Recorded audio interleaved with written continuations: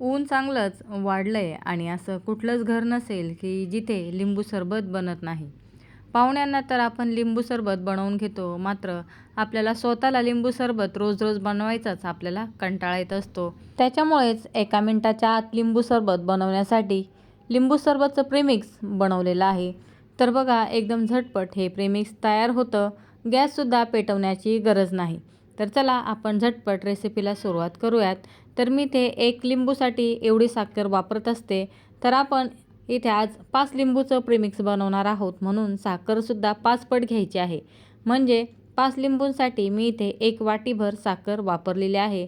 साखरेचं प्रमाण तुमच्या आवडीने कमी जास्त करायचं. आता बघा, लिंबू वापरताना बारीक सालाची लिंबू घ्यायचे आहेत आणि बारीक साईजचे किंवा छोट्या साईजचे लिंबू आपल्याला इथे वापरायचे आहेत. काही लिंबूंचे सालं बघा खूप जाड असतात आणि तो लिंबू आकाराने सुद्धा मोठा असतो, तर तो लिंबू वापरायचा नाही. तो लिंबू आकाराने मोठा असतो, पिळायलासुद्धा तो जड जातो आणि त्याच्यामध्ये रससुद्धा कमी असतो. तर तुम्ही बघत असाल, मी इथे छोट्या साईजचे पिवळे लिंबू घेतलेले आहेत आणि या लिंबूंचं साल पातळ असल्यामुळे एकदम पटकन हा लिंबू पिळता येतो आणि याच्यामध्ये रससुद्धा खूप जास्त असतो. तर मी इथे चहाची चाळण घेतलेली आहे आणि त्याच्यामध्ये सगळे लिंबू पिळून घेतलेले आहेत. तुमच्याजवळ लिंबू पिळायचं असेल तर त्याचा वापर केला तरी चालेल. तर बघत असाल, एकदम रसरशीत हे लिंबू आतपर्यंत रसाने भरलेले आहेत. चाळणीमध्ये सगळे लिंबू या पद्धतीने मी पिळून घेतले. तर बघा, चाळण हातामध्ये सुद्धा धरायची नाही, ताटामध्ये ठेवून द्यायची. फक्त इथे पसरट ताटाचा वापर करायचा. सगळे लिंबू पिळून झाल्यानंतर फक्त एक छोटा चमचाभर याच्यामध्ये पाणी टाकायचं, म्हणजे चाळणीमध्ये जो लिंबूचा रस आहे तो सुद्धा निघून जाईल. या पद्धतीने प्रेस करायचं आणि बघा, एवढा लिंबूचा रस तयार झालेला आहे. तर यांचे सालं बघा खूप पातळ आहेत. हे सालं वाळवून सुद्धा तुम्ही वापरू शकता. आता या लिंबूच्या रसामध्ये आपल्याला सगळी साखर या पद्धतीने स्प्रेड करायची आहे, सगळीकडे पसरवायची आणि सगळी साखर या रसामध्ये भिजायला हवी याची काळजी इथे घ्यायची आहे. अजिबात साखर आपल्याला इथे सुक्की ठेवायची नाही. सगळ्या साखरेला हा लिंबूचा रस लागायला हवा, या पद्धतीने मिक्स करून घ्यायचं. तर बघत असाल, मी इथे सगळी साखर या लिंबूच्या रसामध्ये बुडवून घेतली. आता इथून पुढे आपल्याला जास्त काही करायचं नाही, फक्त हे ताट फॅन खाली ठेवायचं आहे. आता 10 तासानंतर बघा, वरच्या साईडने ही साखर सुकलेली आहे. तर इथे मध्ये मध्ये मिक्स करत घ्यायचं आणि खालचं वर, वरचं खाली, या पद्धतीने सगळी साखर आपल्याला सुकवून घ्यायची आहे. तर 1 दिवस आणि 1 रात्रमध्ये ही पूर्ण साखर सुकते. तरीसुद्धा मी 2 दिवस ही साखर सुकवून घेतलेली आहे. मध्ये मध्ये कंटिन्यू या पद्धतीने मिक्स करायचं. तर बघत असाल, आपलं जे जाड मीठ असतं त्या पद्धतीचं टेक्स्चर या साखरेला आलेलं आहे.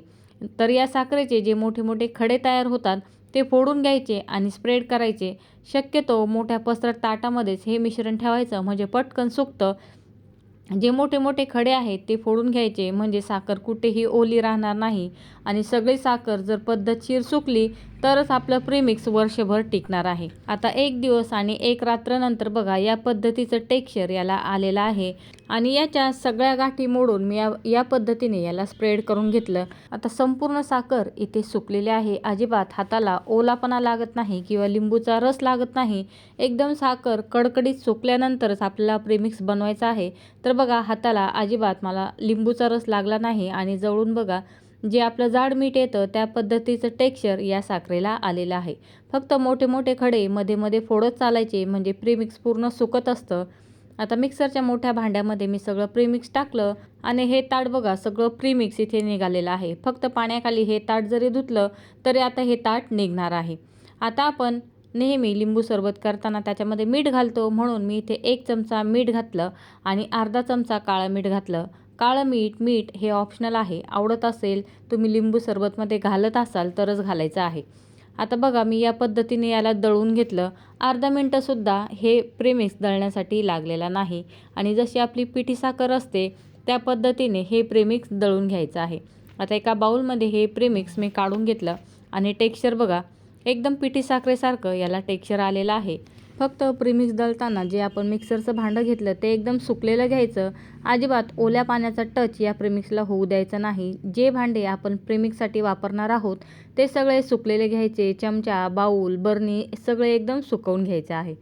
तर चला, आता इथे लिंबू सरबतसाठी 2 ग्लासमध्ये मी बर्फ टाकून घेतला. अर्धा चमचा प्रीमिक्स टाकलं आता प्रीमिक्सचं प्रमाण तुमच्या आवडीनुसार कमी जास्त करायचं आहे.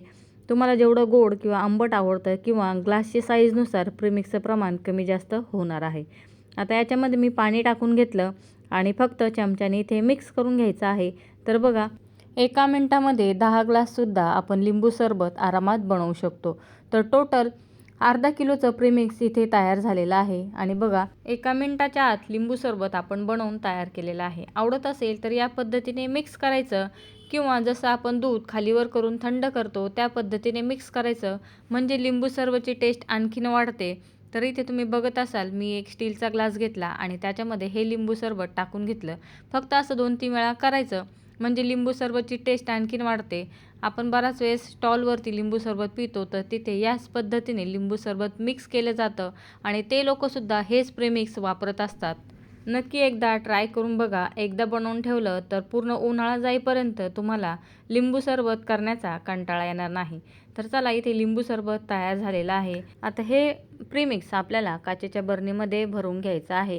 काचेची बरणी धुवून, सुकवून, ऊन दाखवून घ्यायची आहे. आणि आपण बरणीमधून प्रीमिक्स काढताना किंवा प्रीमिक्स बरणीमध्ये भरताना जो चमचा वापरणार आहोत तो एकदम सुकलेला वापरायचा आहे, म्हणजे वर्षभरसुद्धा हे प्रीमिक्स खराब होणार नाही. फक्त आपल्याला हे प्रीमिक्स काचेच्या बरणीमध्ये स्टोअर करायचं आहे, म्हणजे फ्रीजमध्ये न ठेवता सुद्धा हे वर्षभर टिकणार आहे. तर पाव किलोची बरणी भरलेली आहे आणि आणखीन पाव किलो प्रीमिक्स शिल्लक आहे. नंतर मी मोठ्या बरणीमध्ये सगळं प्रीमिक्स काढून घेतलेलं आहे. उन्हाळ्यामध्ये बाहेरून आल्यानंतर सगळ्यात जास्त लिंबू सरबत पिण्याची इच्छा होत असते. लहान मुलंच काय, आपल्यालासुद्धा लिंबू सरबत खूप आवडतं.